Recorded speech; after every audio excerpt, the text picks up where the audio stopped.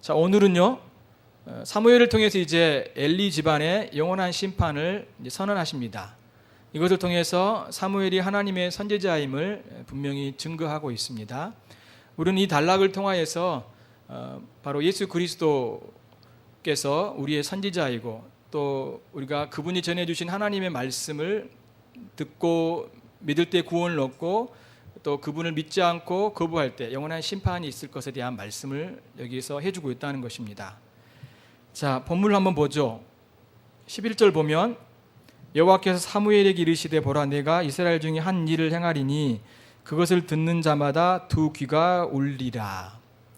두 귀가 울린다란 말은 놀란 거죠. 굉장히 두려운 말을 하기 때문에 귀가 멍멍해지고 그래서 깜짝 놀라는 그런 일들이 있을 것이다. 그런 일이 있을 것이다 라고 말을 하는 것입니다. 12절에서는 내가 엘리의 집에 대하여 말한 것을 처음부터 끝까지 그날에 그에게 다 이루리라 라고 말합니다. 그 내용은 뭘까요? 엘리의 집에 있을 일에 대한 이야기인 것입니다. 이렇게 하나도 빠짐없이 그 일이 이루어질 거라고 말을 하고 있고, 이제 구체적으로 그 내용이 뭔지를 13절에서 이야기합니다.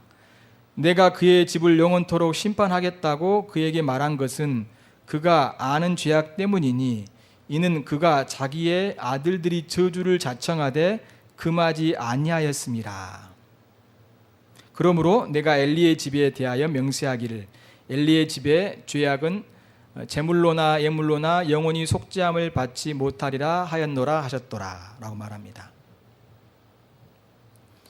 하나님 엘리에게 그의 집을 영원토록 심판하겠다라고 이제 말씀하신 거죠.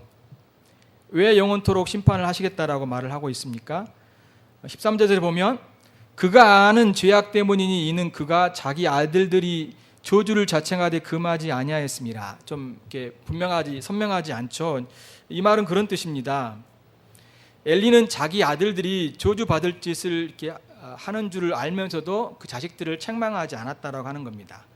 엘리가 자녀들의 죄를 모른 게 아니라 분명히 알았습니다. 그런데 바로 잡지 않은 거라고 이야기하고 있죠. 그런데 여러분 사무엘상 2장 24절 보면 그 엘리가 이 아이들의 죄를 듣고 책망하는 내용이 나와요. 그래서 이제 24절 보면 내 아들들아 그리하지 말라. 내게 들리는 소문이 좋지 아니라 너희가 여호와의 백성으로 범죄하게 하였도다라고 말을 하고 있습니다. 이렇게 하지 말라고 한 거죠. 그런데 왜 책망하지 않았다라고 말을 하고 있는 걸까요? 그것은 뭐냐면 그 엘리의 태도에 대해서 이야기하고 있는 것입니다. 말은 했죠, 하지 말라고. 그렇지만 자녀들의 악행을 고칠 강한 의도가 거기 안에 없었던 거예요. 제사장 직분을 이렇게 잘못하고 있고 큰 죄를 짓고 있는 이런 자들을 향해서 하지 말라고만 해야 될까요? 그렇지 않죠. 어떻게 해야 될까요? 그 일을 제사장 직분을 못하도록 해야 되죠. 하나의 징계를 내리는 것이죠. 왜냐하면 이 엘리 아들들이 행한 죄악이 너무 크기 때문에 그렇습니다. 또한 엘리도요, 이 아들들의 죄가 매우 크다라는 인식을 사실은 갖지 않았던 것 같습니다. 여기에서 엘리의 신앙에 또한 상당한 문제성이 드러난 것을 볼 수 있습니다. 죄를 미워해야 되고 또 죄를 고치도록 해야 되는데 사실은 그것을 적극적으로 하지 않았기 때문인 거죠. 또한 아들들이 이 제사장 직무를 하는 자이기 때문에 무엇보다 더 엄격하게 다루어야 되는 것입니다.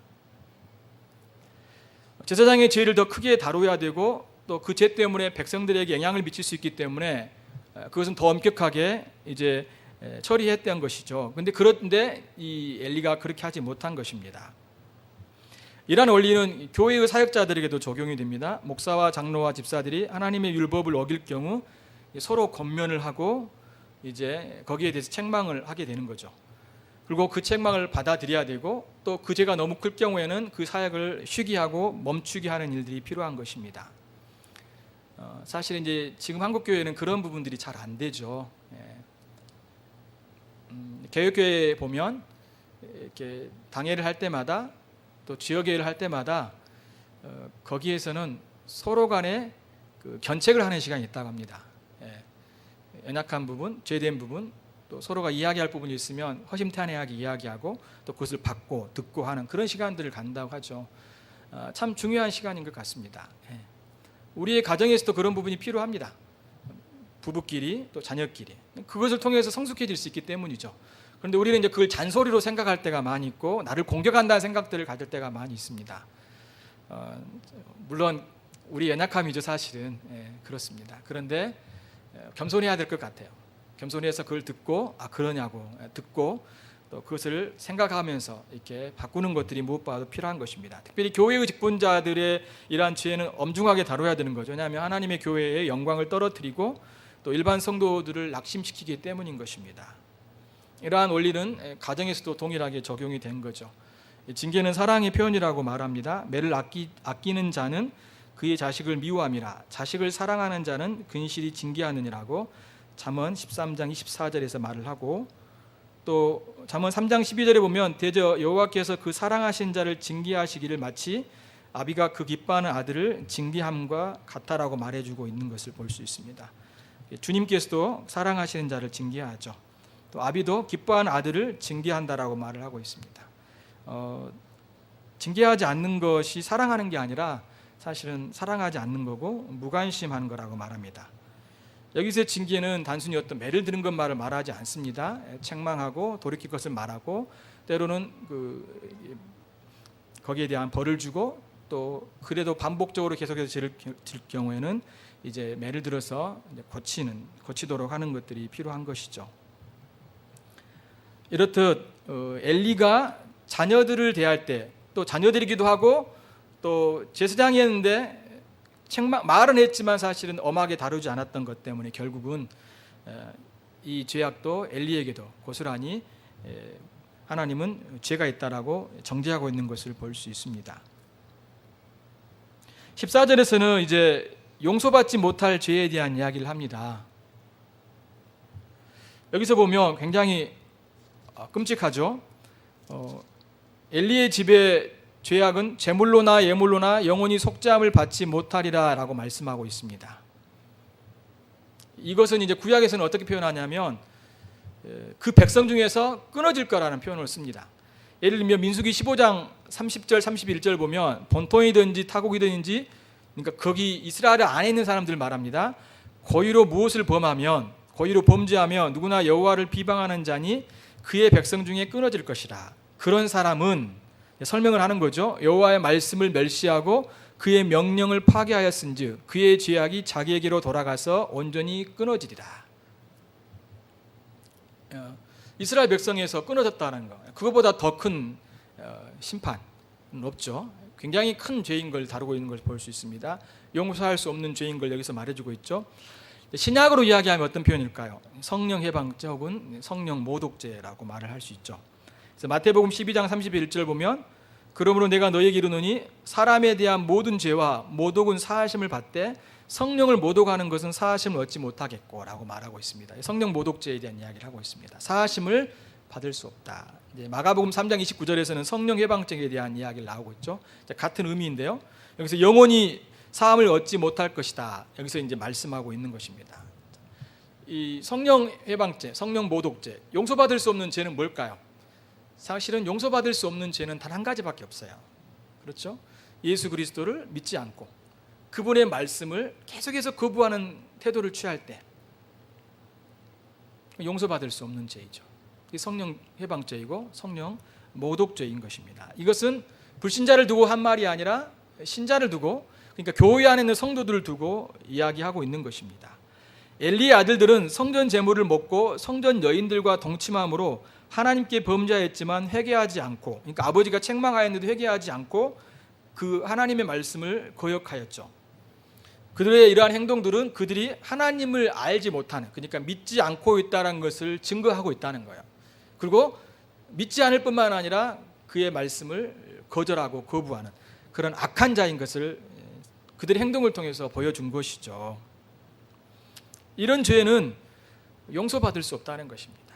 용서받을 수 없어요. 우리도 마찬가지입니다. 교회에서 하나님 말씀을 들었지만 죄를 짓고 그 죄에 대한 책망도 완강하게 거부하고 불신자의 길을 끝까지 간다라면 사실은 그거는 이제 용서받을 수 없는 죄인 것이죠. 그렇죠? 히브리서에서 이렇게 증가합니다. 6장 6절 타락한 자들은 다시 새롭게 하여 회개하게 할 수 없나니 이는 그들이 하나님의 아들을 다시 십자가에 못 박아 드러내놓고 욕되게 함이니라. 이제 이 예를 12장에서는 음행하는 자 혹은 그 이제 에서에 대한 이야기를 하고 있습니다. 결국 이들이 뭡니까? 이들이 언약 백성 안에 있었지만 그 하나님의 언약을 거부해 버린 거죠. 자신이 하나님의 백성, 언약 백성이란 걸 무시해 버리는 거죠. 그리고 신앙에서 떠나는 자를 바로 향해서 말씀해 주고 있는 것입니다. 사실은 하나님께 떠나는 것, 신앙에서 떠나는 것 자체가 심판인 거죠. 심판인 것입니다. 그들은 스스로 그 길을 선택한 것입니다. 엘리의 아들들이 그렇게 하고 교회 안에서도 처음에는 교회 안에 있으면서 말씀을 듣고 신앙생활 하다가 이제 그거를 거부하고 떠나버리는 이런 사람들이 바로 성령 해방죄인 것입니다. 물론 그들이 나중에 하나님의 은혜로 그들이 돌아오고 회개한다라면 다시 회복될 수는 있습니다.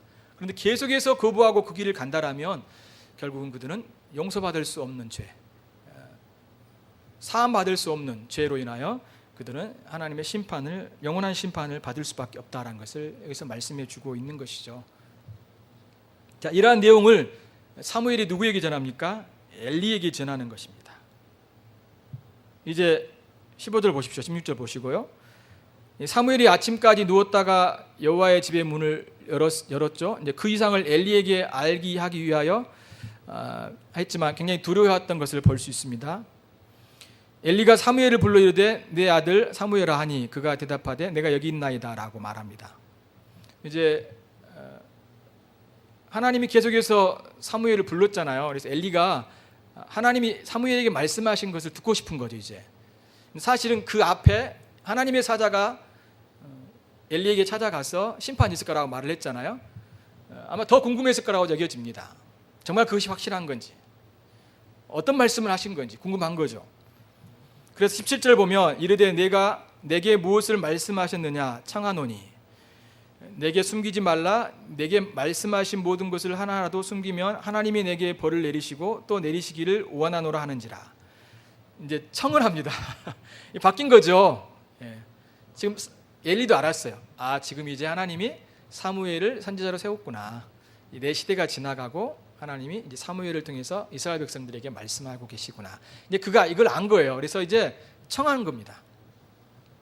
그러면서 내게 숨기지 말라. 내게 말씀하신 모든 것은 하나라도 숨기며 하나님이 내게 벌을 내리시고 또 내리시기를 원하노라라고 말을 합니다.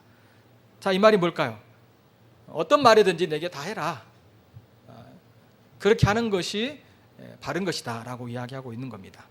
사실 이 장면은요, 청하는 면도 있고요, 또 그를 선지자로 인정하는 면도 있고요, 한편으로는 엘리가 자신도 선지자였기 때문에 사무엘을 향해서 교육을 시키고 있는 거예요. 하나님의 말씀을 들을 때 그 말씀을 너는 하나도 빠짐없이 다 말해야 된다. 그렇지 않으면 벌을 받을 것이다. 그런 의도가 여기에 포함되어 있는 것이죠. 선지자는 어때야 됩니까? 하나님의 말씀을 그대로 전해야 됩니다. 더하거나 빼거나 하지 않아야 된다는 거죠. 하나님이 말씀하셨기 때문에, 그러니까 선지자는 하나님의 사자예요. 하나님의 대사인 거예요. 그래서 미국 대사가 한국의 대통령의 말을 그대로 전해야지 자기의 생각을 전하면 안 되죠. 그렇죠? 그것처럼 이 선지자는 하나님의 말씀을 들었기 때문에 그 말씀을 그대로 전해야 되는 것입니다. 자, 이것은요, 신학교의 설교자도 똑같습니다. 설교자도 하나님의 대사예요. 그러니까 설교자 자신도 하나님의 말씀을 전하고 있다라는 이런 인식을 가지고 하나님의 말씀을 전해야 돼요. 그런 생각을 하면 설교자가 설교 시간에 농담한다든가 그냥 이렇게 사람들에게 자신의 생각을 이야기한다든가 아니면 어떤 세상에 돌아가는 주변적인 이야기를 한다든가, 사실 이거는요, 그가 스스로가 대사로서의 역할을 하지 않고 있는 거예요. 하나님 우리에게 주신 이 성경 말씀을 그대로 전하는 것이 설교자의 역할인 거죠. 선지자는 하나님이 그에게 계시하신 것을 그대로 전하는 것이 선지자의 역할인 것처럼 설교자도 그렇게 돼야 되는 것입니다. 이것은 우리도 똑같습니다. 우리도 똑같아요. 우리 모두가 다 선지자이기 때문에, 그러니까 공식적인 선지자는 아니지만 하나님 말씀을 배우고 가르치는 자 역할을 하기 때문에 사실은 선지자로서 역할을 다 하는 것입니다. 우리 연약함 때문에 잘못 전할 수는 있을지라도 그걸 말하는 것이 아니라, 그렇다 하더라도 최선을 다해서 이 말씀의 의도가 무엇이고 하나님 우리에게 주신 이 말씀의 뜻이 무엇인지, 그 본 의도가 무엇인지를 분명히 알아서 바르게 선포하는 것이 하나님 백성들의 모습인 거죠. 그러려면은 우리는 주님이 우리에게 직접 계시를 주지 않고 이 66권의 성경으로 완성이 됐기 때문에 당신의 계시가 우리 안에 이 말씀을 대할 때 이 말씀의 의도가 무엇인지를 정말로 성실하게 연구하고 살펴서 그 뜻이 무엇인지를 알려고 하고 또 그것을 바르게 전하려고 하는 그런 어떤 정직함과 성실함이 있어야 된다는 것이죠. 그들과 우리의 차이점인 것입니다. 가끔씩 어떤 사람들이 그런 말을 해요. 예수님께 배웠던 많은 그 제자들 보면 다 어부였지 않냐고, 못 배운 사람들이지 않냐고, 그렇게 말씀하면 안 돼요. 그건 잘못된 이야기예요. 그들은 예수님으로부터 직접 배웠어요. 그렇기 때문에 못 배운 사람들이 아니에요. 그렇게 판가하시면 안 돼요. 그게 아니라 예수님으로부터 직접 배웠어요. 그래도 그들이 말씀을 이렇게 잘못 이해하는 부분도 많았잖아요. 근데 직접 배웠으면 주님이 여러 가지 비유를 통해서 그들에게 아주 자세하게 가르쳤던 것을 봅니다. 나중에 성령님이 오셔서 그 말씀을 더 정확하게 이야기하시고 또 그 말씀이 힘있게 증거하셨던 것을 볼 수 있습니다. 그런 식의 논리를 가지고 대충대충 말씀을 전하려고 하는 태도는 너무나 하나님을 경멸하는 태도이고, 그것은 하나님의 말씀을 전하는 대사로서 그런 역할을 감당하지 못하고 있는 것입니다. 그렇기 때문에 우리는 말씀을 전하는 자가 그러한 태도를 가져야 될 뿐만 아니라 말씀을 듣는 자들도 그러한 태도를 가져야 돼요. 말씀을 듣는 자들도 지금 주님이 내게 하나님의 말씀을 전하고 있다, 나는 그 말씀을 듣고 있다라고 할 때 다른 생각을 갖지 않는 거예요. 세상에서도 대통령이 이야기할 때 막 존다든가, 예를 들면 옆에 사람하고 이야기한다든가 막 다른 생각한다든가, 그러기 쉽지 않죠. 그런데 만왕의 왕 대신, 만유의 주가 되신 그 주님이 하나님의 교회의 대사를 선택하셔서 그 대사를 통해서 하나님의 뜻을 전하게 하셨는데, 곧 그것이 하나님의 말씀인데 우리는 그 말씀을 잘 듣고 그 말씀에 대해서 우리가 깨닫고 그 말씀대로 살려고 하는 그런 어떤 겸손함과 또 주님을 향한 순종하는 마음의 태도를 갖는 것이 무엇보다도 필요하다는 것입니다. 하나님의 선지자들, 참된 선지자의 특징은 뭘까요? 그것은 하나님이 부르셨고요, 그 말씀은 하나님이 하신 겁니다. 참된 선지자들은 하나님이 직접 부르셔요. 여기서 보면 사무엘을 주님이 부르시죠. 또 그 이후에 나오는 많은 선지자들 보면 하나님이 그들을 직접 부르시는 것을 볼 수 있습니다. 또한 하나님 그들을 직접 부르실 뿐만 아니라 하나님은 그들에게 직접 말씀하십니다. 이 두 가지가 참된 선지자의 조건이에요. 거짓 선지자들의 특징은 뭘까요? 하나님이 부르시지 않았어요. 그리고 그들이 전한 말은 하나님의 말이 아니라 자기 말인 거예요. 이런 면에서는 구약에서는 이렇게 이걸 바로 참된 선지자의 그런 어떤 조건이라고 말할 수 있는데, 신약에서는 그럼 어떨까요? 지금은 계시가 없습니다. 66권이 계시 완성되었기 때문에 주님이 우리에게 사실은 성경을 통해서 말씀하시는 거죠. 그런데 참된 설교자의 특징은 뭐냐면 하나님이 그를 부르시는 거고, 또 성도들도 그것이 그 사람이 하나님 부르신다는 걸 아는 거고, 또 그 자신도 하나님의 말씀을 대할 때 참으로 겸손하게 대하여서 이 말씀이 하나님의 의도가 무엇인지를 살펴서 겸손하게 정직하게 담대하게 사랑을 가지고 선포하는 것, 이게 바로 참된 그런 어떤 설교자 혹은 참된 교사, 참된 목사의 특징이라고 말할 수 있는 것입니다. 그러므로 이 말씀을 자기의 생각대로 자기의 의대로를 가지고 전하는 것은 정말로 잘못된 것이고, 또한 어떤 이 말씀이 아닌 66권의 계시가 아닌 어떤 다른 생각들, 자신의 경험담 아니면 어떤 체험담을 가지고 사람들에게 이야기하는, 물론 때로는 이 말씀에 계시하고 있는 것을 좀 더 쉽게 설명하기 위해서 어떤 예를 들 수는 있어요. 근데 그러지 아니하고 자신의 생각, 자신의 경험, 어떤 사람의 경험이 하나님의 말씀인 것처럼 이야기하는 것은 굉장히 위험한 발상이라는 것이죠. 왜냐하면 그것이 하나님의 말씀과 같은 권위가 있다라고 이야기하는 거잖아요. 그것은 결코 그렇게 될 수 없는 거예요. 성경을 하나님 66권으로 사람들이 믿고 있고 또 그 말씀을 전하지만 많은 사람들이 그러면서 자신의 어떤 경험 또 다른 사람들의 체험 여러 가지 환상과 꿈을 가지고 이야기하면서 하나님의 말씀인 것처럼 이야기하는데 이것은 굉장히 위험한 것이고 이것은 하나님의 뜻을 어기는 그런 어떤 거짓 선지자들의 모습과 다르지 않다는 것을 우리가 알 수 있는 것입니다. 여러분, 구약에는 많은 거짓 선지자들이 있었습니다. 북왕국 아모스는 참 선지자였는데 그때 거짓 선지자는 누구였냐면 아마샤였어요. 또한 에레미야 때도요 하나냐라는 거짓 선지자가 있었어요. 미가야 때는 시드기야와 400여 명의 거짓 선지자들이 있었습니다. 물론 이방 선지자들은 제도더라도 그 이스라엘 안에 거짓 선지자들이 있었습니다. 그들이 외쳤던 게 뭘까요? 대부분 선지자들이 등장한 시기였던 그 왕이 통치하고 왕이 잘못된 길을 갈 때 하나님 선지자를 보내서 그들을 책망하고 돌이킬 것을 이야기했거든요. 그래서 선지자들이 대부분 보게 되면 그 시대에 많이 집중되어 있던 것을 볼 수 있습니다. 두 왕국 시대 때 거의 끝 무렵에 굉장히 집중되어 있는 것을 볼 수 있어요. 근데 그들이 거짓 선지자들이 전했던 내용들은 뭐냐면 평안, 승리, 번영, 문제없다, 잘 될 것이다 이야기한 거예요. 그런데 참된 선지자가 어땠어요? 하나님 보내신 자들은 그렇지 않다, 하나님의 심판, 회개하지 않으면 너희들이 심판을 받을 거라 이렇게 전했거든요. 근데 누가 핍박을 받았을까요? 사람들은 누구를 더 선호했을까요? 핍박을 받은 사람은 참된 선지자였고 또한 그들이 선호했던 사람들은 거짓 선지자였던 것을 볼 수 있습니다.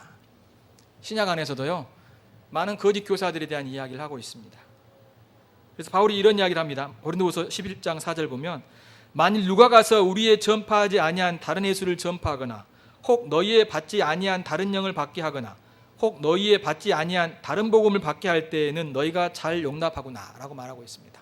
다른 예수, 다른 영, 다른 복음 그들이 듣고 있다는 것입니다. 그런데 그것들을 용납하고 있다는 것을 이야기하고 있는 것입니다. 그 당시에도 많은 거짓 선지자들, 거짓 교사들이 많았습니다. 마태복음 7장에 보면 예수님이 이제 거짓 선지자들을 삼가하라고 이야기하면서 양의 옷을 입고 너희에게 나와서 속에는 노력하는 일이라고 이야기합니다. 그러면서 그 거짓 선지자들의 특징은 뭐냐면 거짓 선지자를 판별할 수 있는 그런 어떤 것이 뭐냐면 그들의 열매를 보고 안다라고 이야기했습니다. 마태복음 7장 16절 보면 그들의 열매로 그들을 알지니 가시나무에서 포도를 또는 엉겅퀴에서 무화과를 따겠느냐 이와 같이 좋은 나무마다 아름다운 열매를 맺고 못된 나무가 나쁜 열매를 맺나니 좋은 나무가 나쁜 열매를 맺을 수 없고 나쁜 나무가 아름다운 열매를 맺을 수 없다. 아름다운 열매를 맺지 아니하는 나무보다 찍혀 불에 던져지리니 이러므로 그들의 열매로 그들을 알리라 라고 말씀하고 있습니다. 신앙은요 열매로 드러납니다. 다시 말해서 신앙은 삶인 거예요.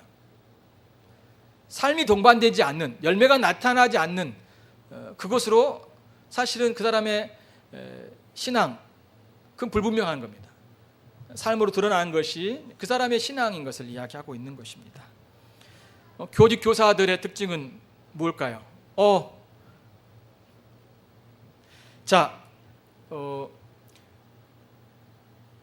몇 가지로 이야기하고 있는데요. 그들의 열매가 뭐냐면요.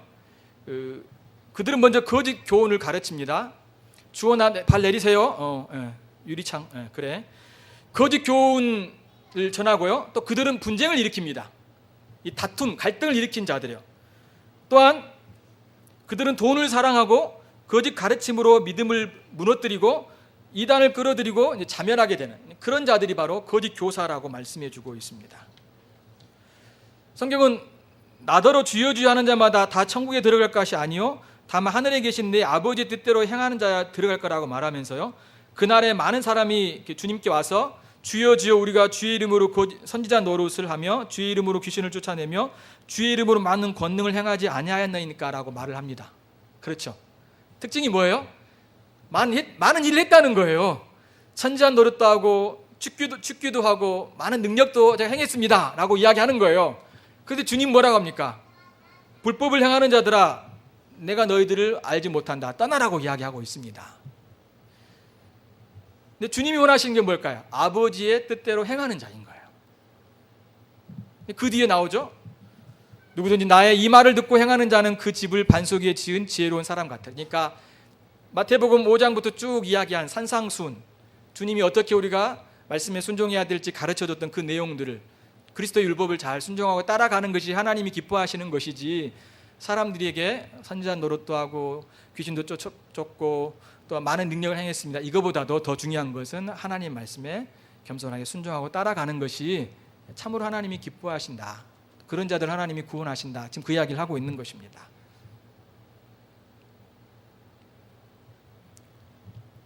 무엇보다도 어때요?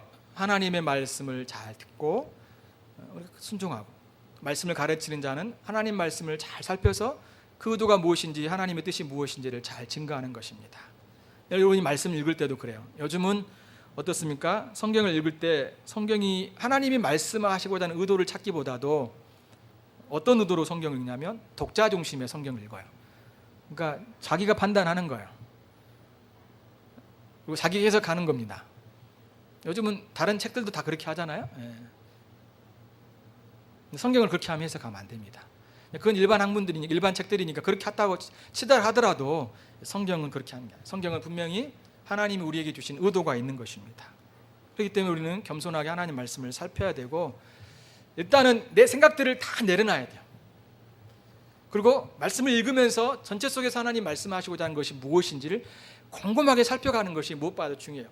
그러니까 여러분이 말씀을 대할 때 읽다가 내가 원하는 것을 얻으려고 하면 여러분, 그때부터는 여러분 성경이 말하고자 하는 의도보다도 여러분이 원하는 방향으로 가버립니다.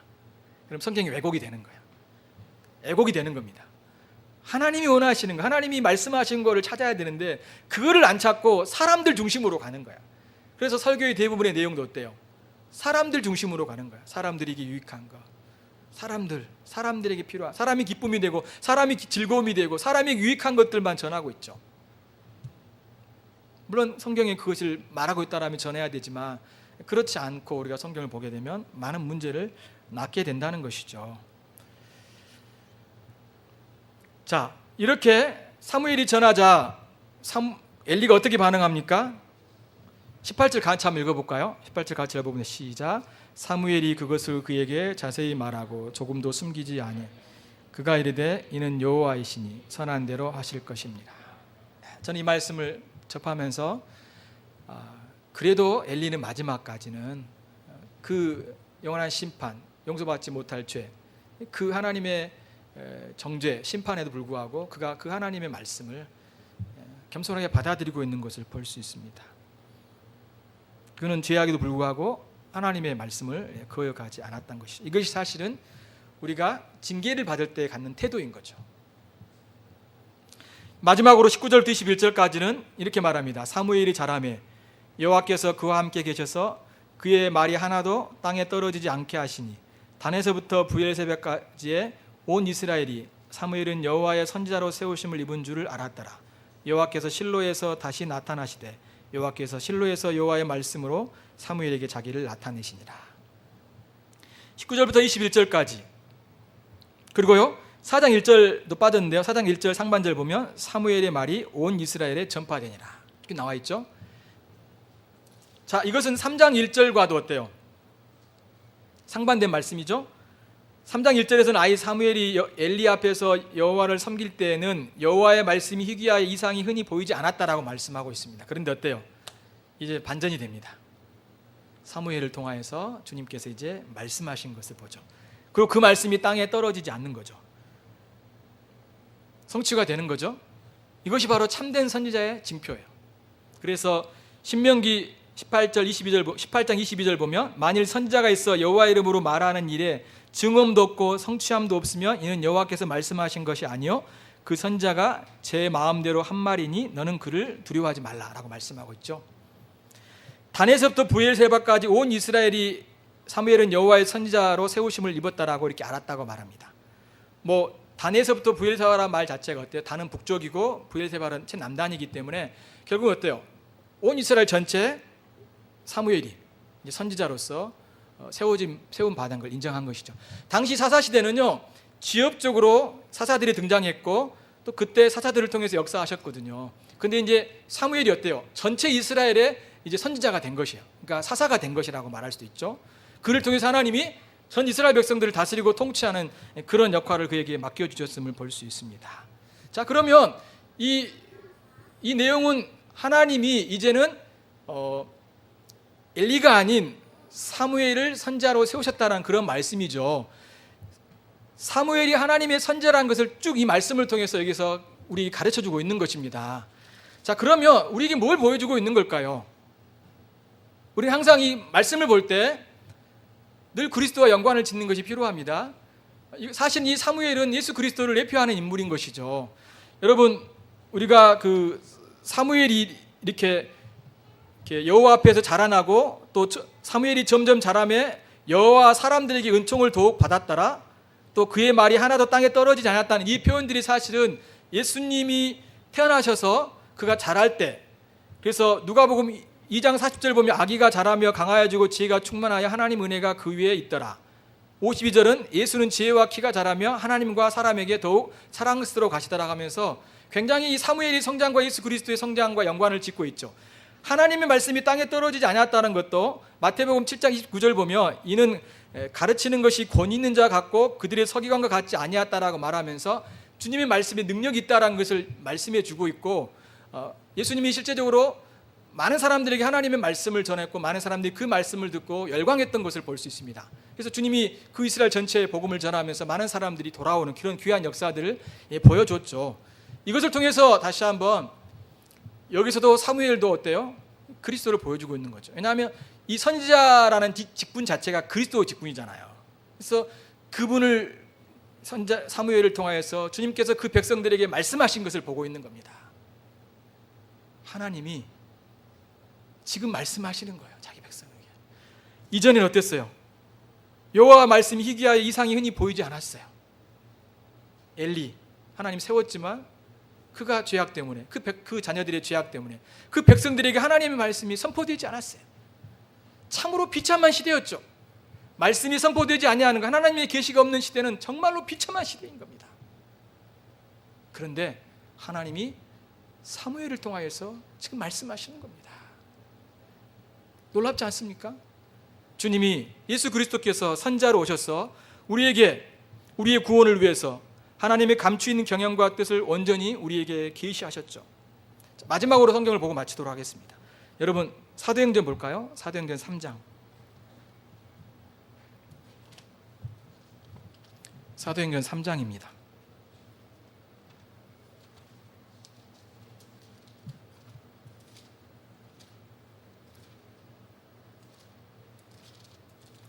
사도행전 3장, 이제 이 3장의 내용은 처음에 알 겁니다.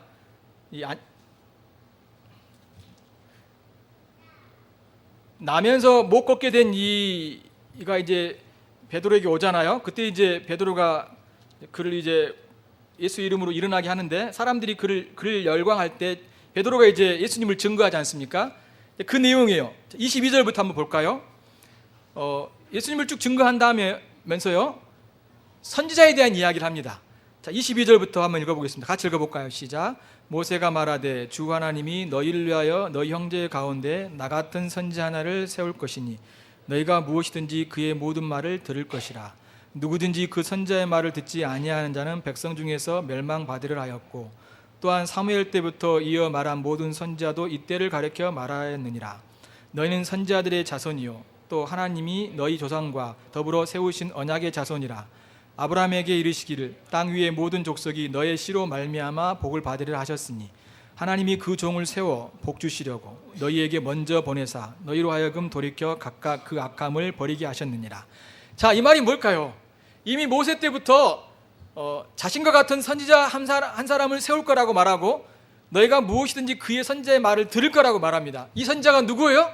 예수 그리스도를 가리키고 있는 것입니다. 자, 그리고 23절에서는 누구든지 이 선지자의 말을 듣지 아니하는 자는 백성 중에서 멸망을 받을 거라고 말하고 있습니다. 또한 사무엘 때부터 모든 선지자에게 하신 말씀도 이때를 향하여서 말씀하고 있다라고 이야기하고 있는 것입니다. 이러한 선지자들이 하고 있는 이러한 모든 메시지가 누구에게 향하고 있냐라면 예수 그리스도의 그런 어떤 모습들을 보여주고 있는 것이죠. 미리 보여주고 있는 것입니다. 그러면서 25절 너희는 선지자들의 자손이요 또 하나님의 너희 조상과 더불어 세우신 언약의 자손이라. 언약이란 것이 율법, 말씀이잖아요. 아브라함의 길이를, 아브라함도 사실은 선지자 같은 역할을 한 겁니다. 땅의 모든 족속이 너의 씨로 말미암아 복을 받으래. 여기 씨는 누굴까요? 여기서는 단수로 되어 있어요. 여기 씨는 예수 그리스도를 말합니다. 갈라디아에서도 그렇게 말을 하고 있어요. 단수로 이야기하고 있어요. 후손. 물론 아브라함 때는 어때요? 그 이후의 후손들이었죠. 그렇지만 여기서 말하는 진짜 후손은 누구냐면 예수 그리스도를 말하고 있는 거예요. 그 예수 그리스도 때문에 복을 받을 것이라고. 이것이 바로 언약의 말씀이기도 하지만 아브라함이 선자로서 하나님의 말씀을 받아서 그들에게 우리에게 전하고 있는 것입니다. 그러면 26절 이렇게 말합니다. 하나님이 그 종을 세워, 여기서는 그리스도를 말합니다. 복 주시려고 너희에게 먼저 보내사 너희로 하여금 돌이켜 각각 그 악을 버리게 하셨느니라고 말하고 있습니다. 자, 무슨 말일까요? 베드로가 예수 그리스도를 전하면서 그들의 죄를 고발하고 회개하고 돌이킬 것 말하고, 회개하고 돌이킬 때만이 너희들이 구원을 얻고 하나님의 자녀가 되고 또 너희들이 세례를 받아 구원을 얻을 거라고 그런 이야기를 앞서 했습니다.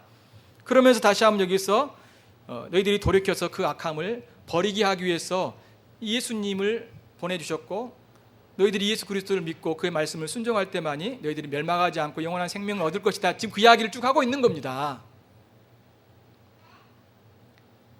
결국 이 사무엘 3장 이 중반의 수반까지 이야기해주고 있는 것은 우리에게 그 말씀을 하고 있는 겁니다.